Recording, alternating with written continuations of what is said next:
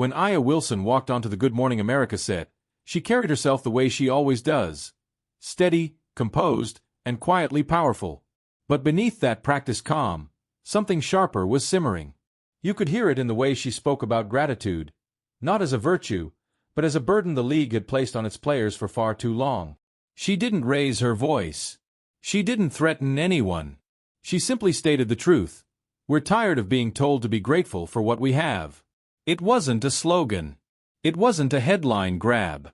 It was the beginning of a reckoning that had been bubbling under the surface of the WNBA for years. And now, with the current collective bargaining agreement expiring at the end of this month, that pressure has reached a breaking point. The 2026 season hangs in limbo, suspended between two visions of what women's professional basketball should be. On one side, the league leadership. On the other, the women who have built the product, elevated the game, and transformed the WNBA into something mainstream America finally started paying attention to. For the first time in the league's history, the players aren't merely whispering about a possible work stoppage. They're openly discussing it. Not a symbolic strike, not a temporary holdout. A full, complete shutdown. No games. No practices. No season.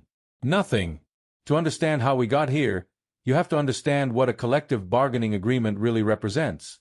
At its core, it's the contract governing the relationship between a league and its players.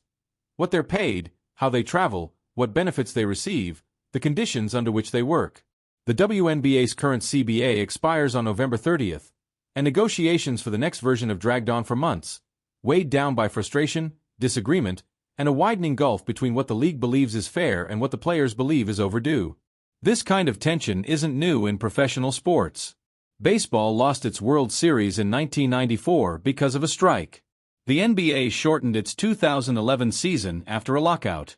NFL players fought for years to reshape revenue sharing. But the WNBA's dispute carries a different gravity, because the players aren't fighting for luxury. They're fighting for something far more fundamental. Equity, respect, and the recognition that they are the ones powering the league's unprecedented surge in visibility and profits. 7 weeks before the current standoff made headlines, Minnesota Lynx star Napheesa Collier stood at a podium after her team's playoff elimination and did something players in her league rarely do. She spoke candidly, unscripted, and without the usual cushion of diplomacy. She criticized the negotiation process. She questioned the league's leadership. She said plainly that players were willing to sit out an entire season if necessary. It was a moment that signaled a shift in tone, not just for Collier, but for the entire union. For years, players had been expected to smile, nod, and accept the incremental progress the league offered. But patience, they realized, had yielded minimal change. And now, with the league finally experiencing a cultural and commercial boom, that patience had evaporated. The dispute isn't just about salaries, although the numbers alone tell a striking story. The maximum salary for a WNBA player this past season hovered around $249,000. The league minimum sat at roughly $66,000. These are not insignificant sums, unless you compare them to the world of men's professional basketball. An NBA rookie makes more than $1 million before he even steps onto the floor. Superstars can command $40 to $50 million per season, not including endorsements. Critics always respond with the same argument. The NBA generates massively more revenue than the WNBA, and that is undeniably true. But the players aren't demanding NBA-level paychecks. They're demanding the same percentage of revenue that NBA players receive. In the NBA, players take home between 49% and 51% of all basketball-related income. The WNBA's offer? Significantly lower. Dramatically lower. Embarrassingly lower, according to those familiar with the negotiations. Behind closed doors, the league's most recent proposal reportedly included increases. The problem? Those increases didn't come close to matching the value the players believe they generate. They didn't establish a revenue-sharing framework. They didn't address long-standing issues around travel, facilities, and working conditions. And perhaps most importantly, they didn't acknowledge the reality that the WNBA has changed. That change has a name: Caitlin Clark. Clark's arrival was more than the debut of a star rookie. It was a cultural shift. A spectacle. A surge of attention unlike anything women's basketball had witnessed. Games that once drew a few 100,000 viewers suddenly pulled in millions. The Indiana Fever went from empty seats to sold-out arenas.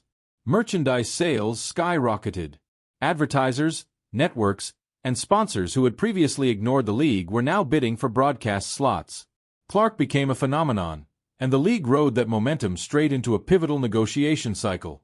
But even Clark's meteoric rise came with complications, including a growing cloud around her health.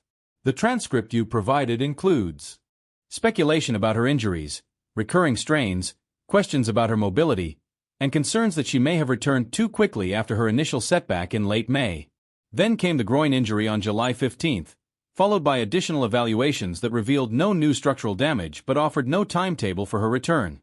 Meanwhile, reports surfaced that Clark was consulting doctors outside the Indiana Fever organization, leaving her team and fans in the dark about her status. In any other league, a star player going silent on medical updates would set off alarms.